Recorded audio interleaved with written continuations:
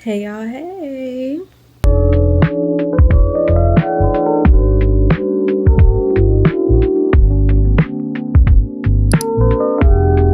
I have 54 minutes left on this SD card and I cannot hop to that back room right now. I'm here by myself. Hubby's at work. My son is at daycare. Maddie's gone. I don't got nobody here with me, so I don't feel like hopping to the back room to go get the other SD card, so we're gonna have to make this quick. But the last video I did was we're gonna make this a little chill vibe. I'm gonna lay back and we just gonna chill. The last video I did was a story time of what happened the day of the accident. I think in that video I stopped the video after, what was my last things? What's the last thing I said in that video? I think I cut it off like it was literally just a story time of what happened. Like I didn't give much detail, so I probably cut it off after I got to the hospital.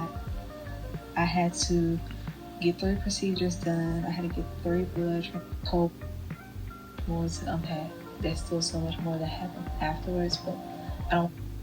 Yeah, so it was just literally what happened rec wise. So today's gonna be a post-accident Q&A. I got my questions on my iPad, and yeah, let's go ahead and get into it. But first, before we get into anything, my head you probably look a mess. I literally just took my bonnet off. My mouth is blue. I've been eating Easter candy, you know the vibes. But before we get into anything, go ahead, subscribe, like, share, comment, all that good stuff. You know what to do.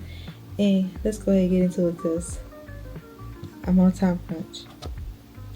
So, question number 1. Okay. Because I'm doing this off the whim, I went to ChatGPT to pull the questions up instead of doing how I usually do, where I have like a poll on my IG and I have y'all send them to me. I just went to ChatGPT because I didn't have time and nobody's here at the house, so I figured that was a good time to record. So let's see what they got. What happened the day of the accident? I feel like I answered that in the last video. That whole video was what happened. So if you want to know, go look at that video. What injuries did you sustain? I got like it was a gift. I received, however you want to put it, 2 broken femurs, which is your thighs. Broken fibula, which is the bottom part of your leg. Fibula, one of them, which is the bottom part of your leg under your knee. Broken scapula, which is in your shoulder, and then broken wrist. Shoulder has healed up great, fine, we're good. And fibula. Now the legs itself, the femurs and the wrists, got work to do with that. What has been the hardest part of recovery so far? I feel like the hardest part of recovery so far has been realizing that I'm not normal. Like, what is on me? Oh, that's the box that's on here. Okay. Realizing that I'm not normal. Like I try to, some days I feel strong and I'm like really, really good. And I'm like, oh, okay, I'm up, we're good. And then other days I'm like, no, dog, you're injured. And on my strong days, I try to like move around. I try to, hop around on the walker and I don't want to sit down because I've been bedridden for like 2 or 3 months. So now that I'm able to move around, I'm like, bro, I don't want to sit down. So I just hop around and I move around and I do my own thing. And then my body will crash and it's like, you're doing too much. And I'll still push past it. So realizing that, you can't do the stuff you used to do. You got to take it slow. You got to sit down has been the hardest part, or one of the hardest parts. I feel like mentally it's been a fight. Emotionally it's been a fight. Of course it's been a strain, like financially and everything, because we're not able to work. just the trauma of it all. Like the whole situation has been very, very crappy. And I need therapy. I need therapy. But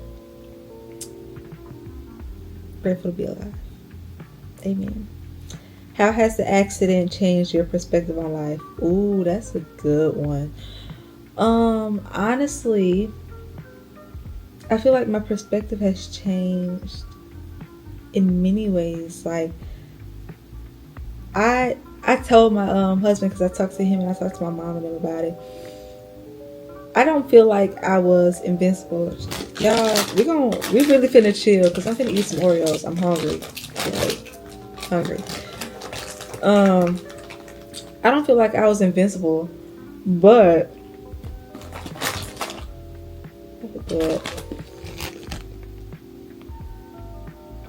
you know, okay, we can't eat. Hold on. Because when I eat, I like to eat. So we're not going to eat right now. But I didn't feel like I was invincible.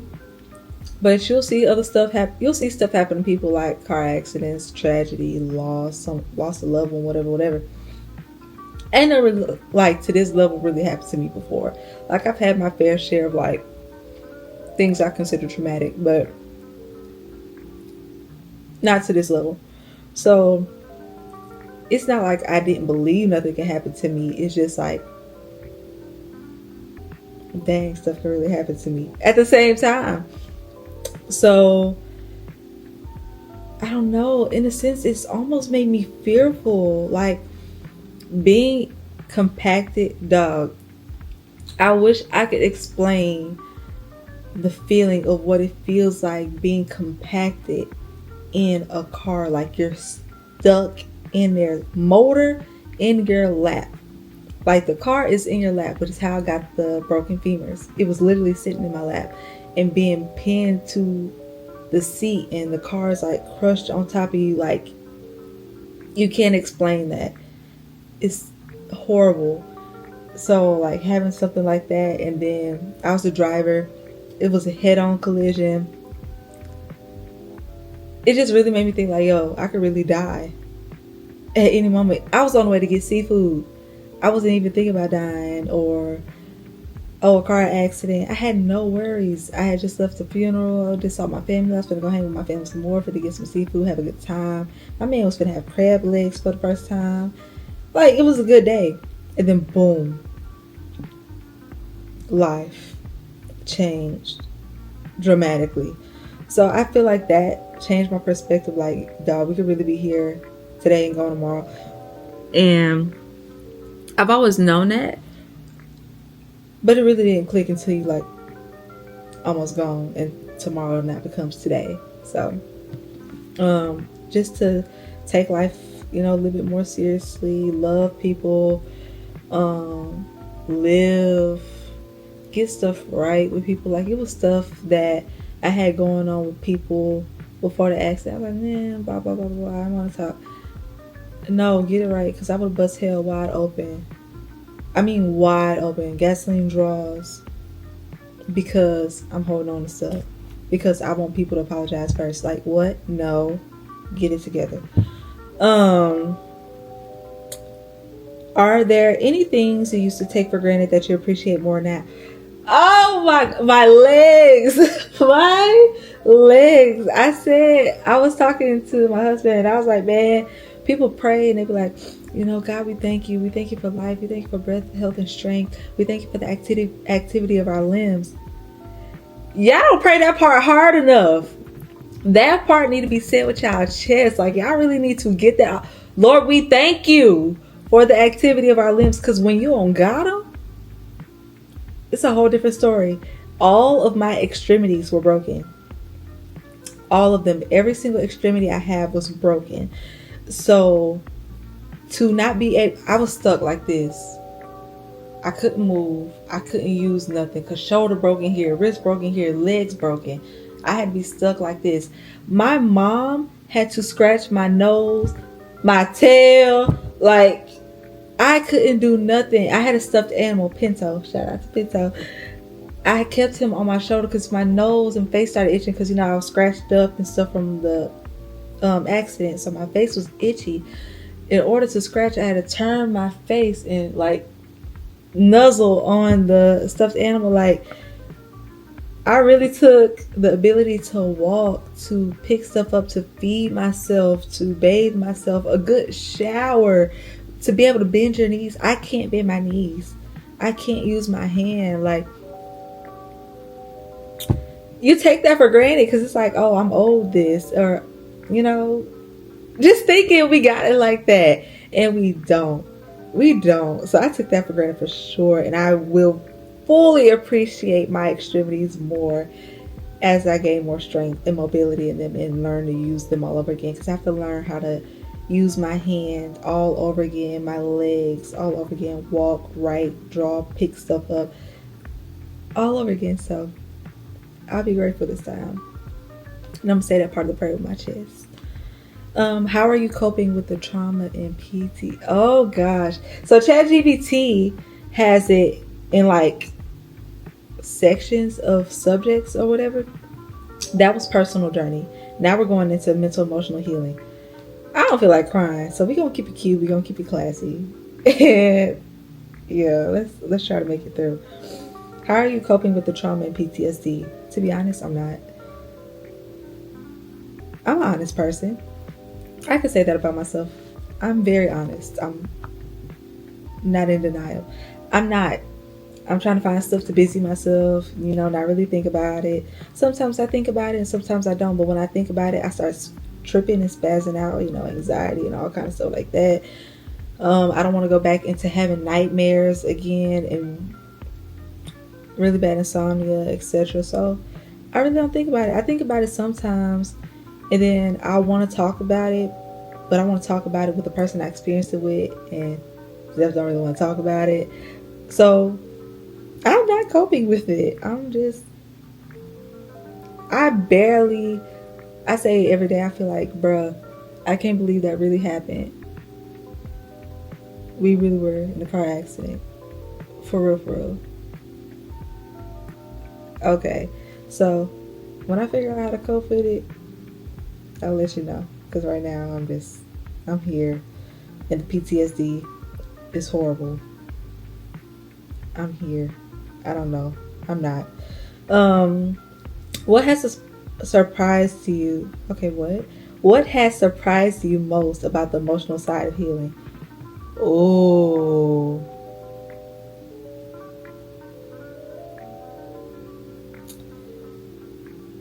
Ooh. What has surprised me the most about the emotional side of healing?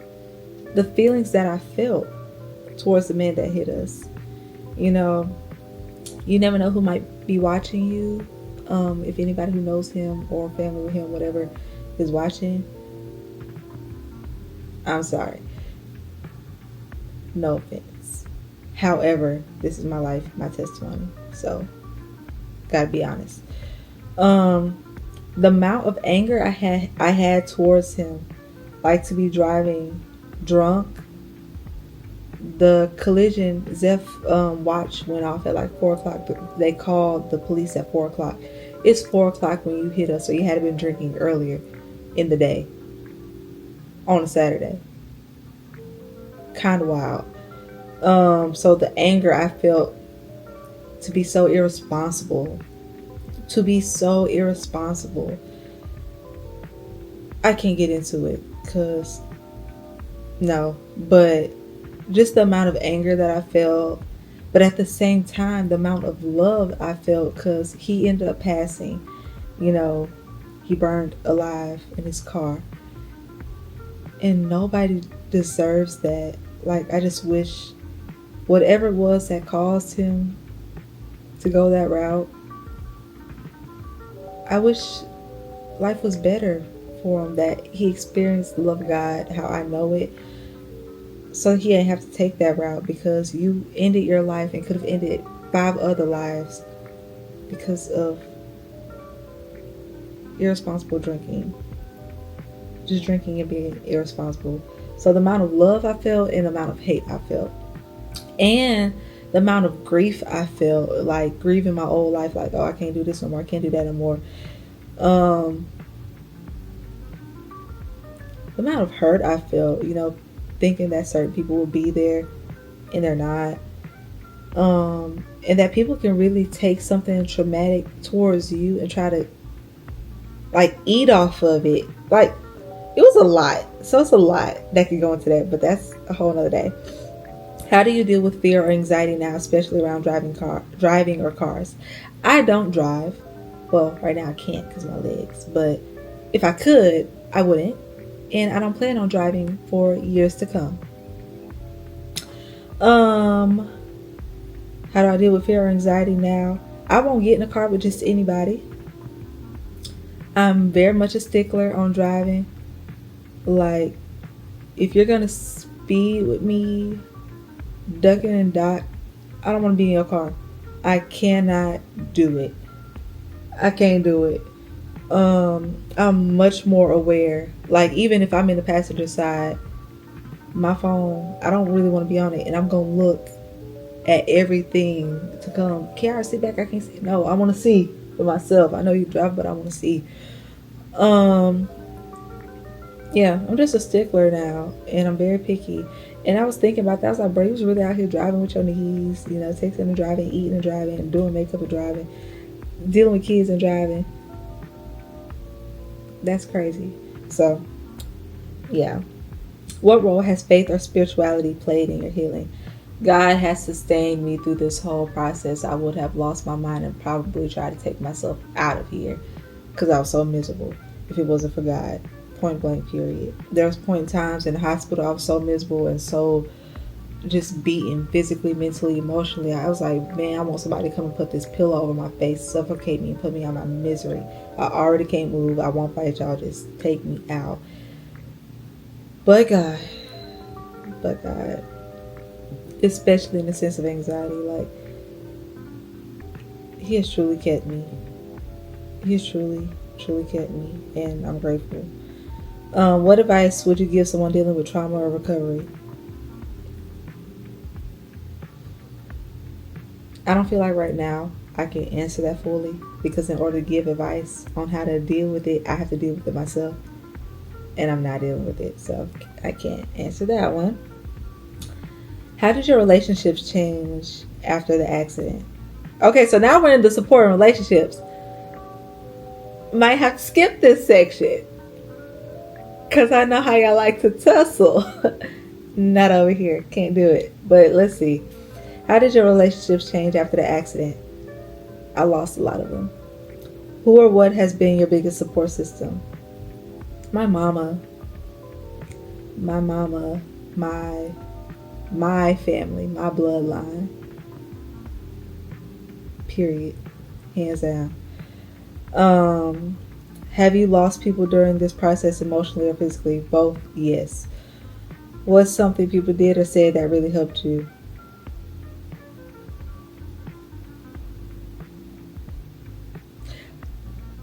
I was trying to think. Pop, my leader, my apostle, my pastor, the Apostle Dr. Rodney D. Beard.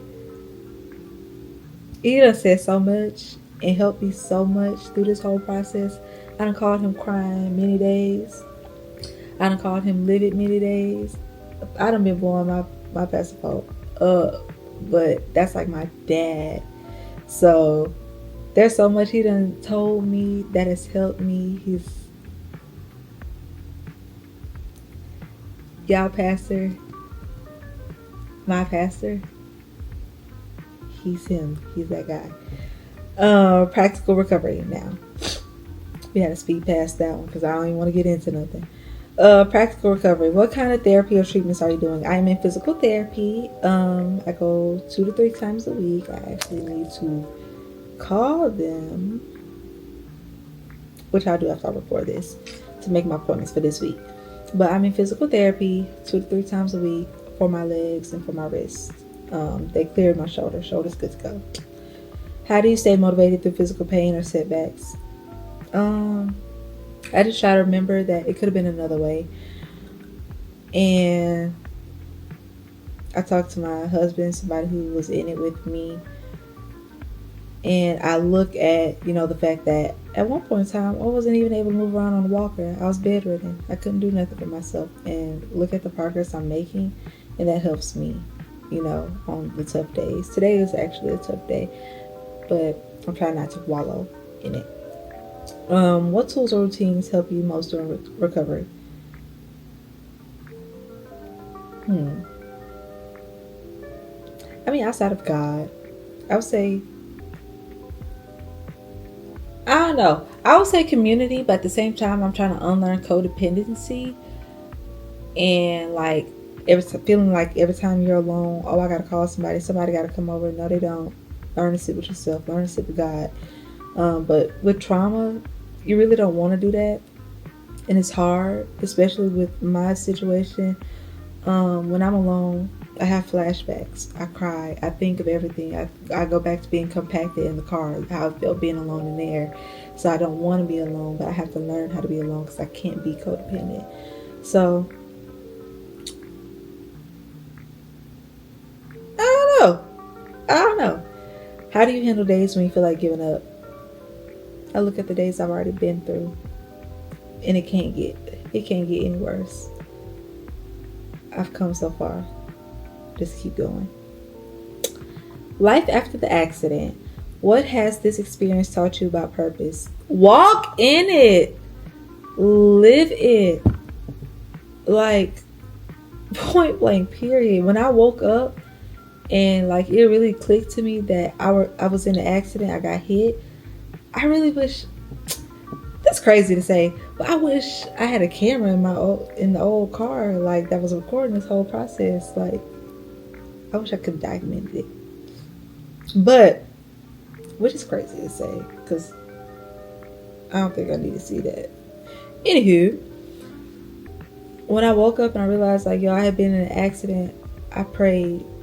My first instinct was to pray. Like, I looked over, I saw Zeph on the ground, I looked at all the blood, I looked at everything. And after they came up to me, and they was, like, asking me questions, they're like, are you okay? Are you okay? What's today? How many kids you got? Trying to make sure I'm coherent and stuff. When they, the first time he walked off, I let him. The next time I said, don't leave me, because I saw smoke, and I was scared.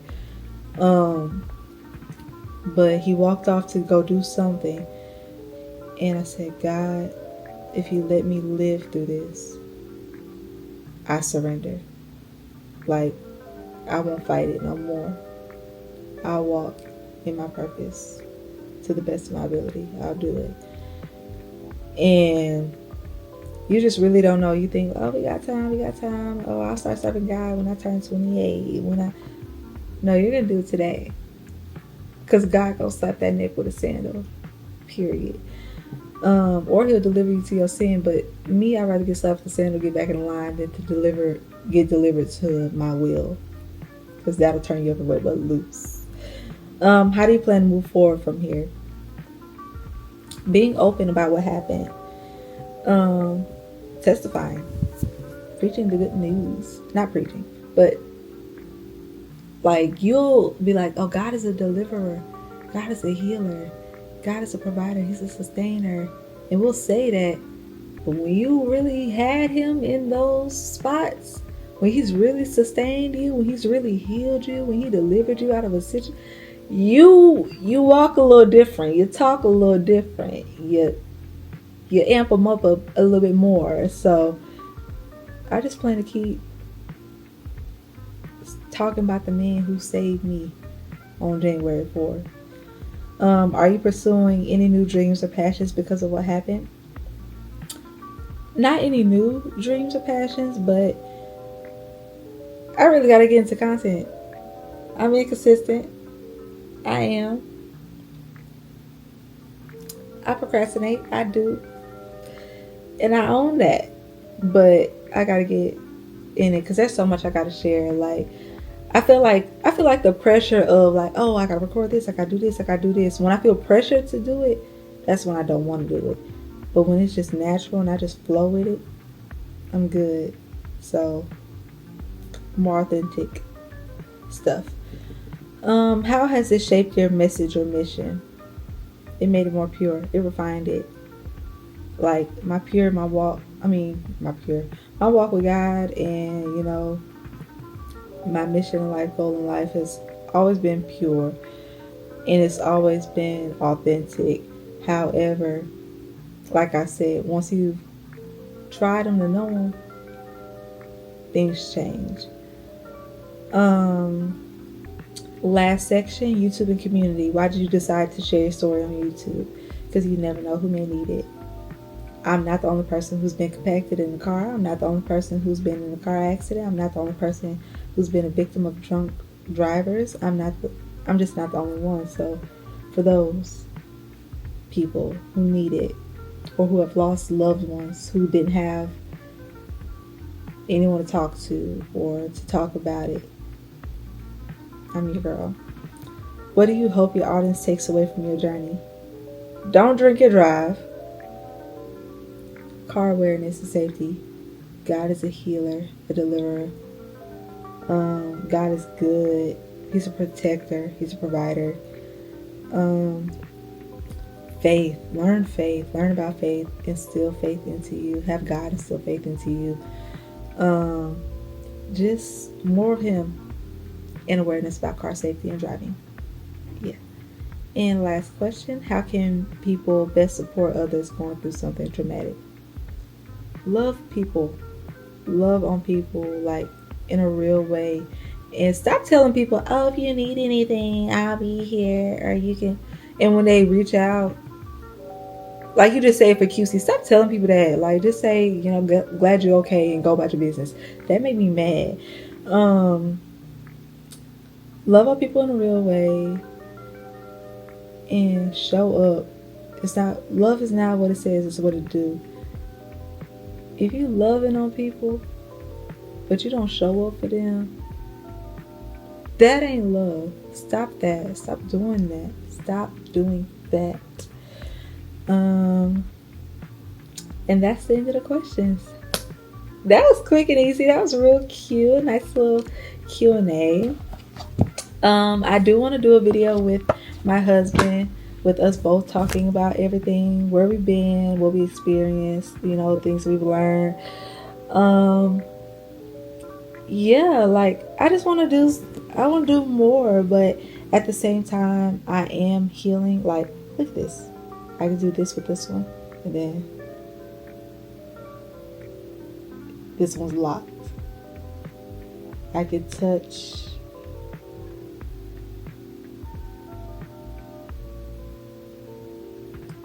Can't really touch that one. Then this one flips all the way over, and then this was like interesting. It's locked a little bit. Well, not a little bit, a lot of it. It's very locked. That's actually the cut. And then I got the incisions all on my legs and stuff, but I don't feel like showing that right now. And plus, some of them are kind of high up, and no. But yeah, there's so much more content that I want to do, and that I want to put out. There's so much stuff that I already have, that I've already recorded, but I'm still trying to heal at the same time. I'm tired, my body hurts a lot of the times, and I'm still dealing with this. So I'm not going to push myself further than what I can go. But I do have a lot in store, and I'm super happy to have everyone who supports me. It's never about numbers for me. If it's just one person, I'm happy with that, to change one life, to impact one life, to be supported by one person.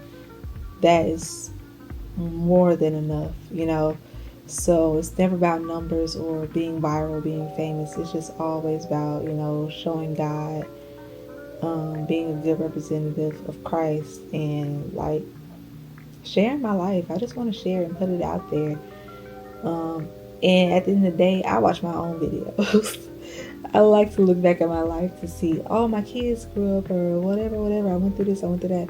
So, but I am grateful for every subscriber I have, everyone who, watches my other content on my other platforms, TikTok, Instagram, Facebook, Lemonade.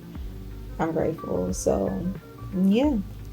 But I will check in with y'all in another video. And yeah, pray for your girl. Pray for our family. We're still dealing with so much. We smile, we push, but we're dealing with a lot. It's heavy. So keep us in your prayers. And yeah, love on people and get things right with people and get things right with God.